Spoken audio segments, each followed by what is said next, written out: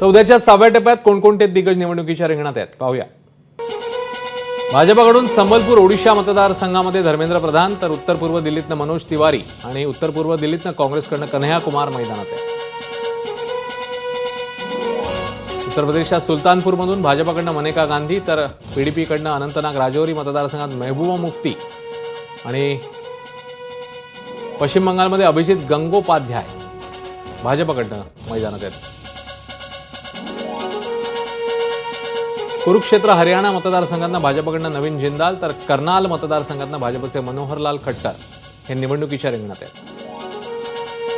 नवी दिल्लीतनं भाजपकडून बासुरी स्वराज, तर काँग्रेसकडनं हरियाणा गुरगावमधून राज बब्बर निवडणूक लढवत आहेत।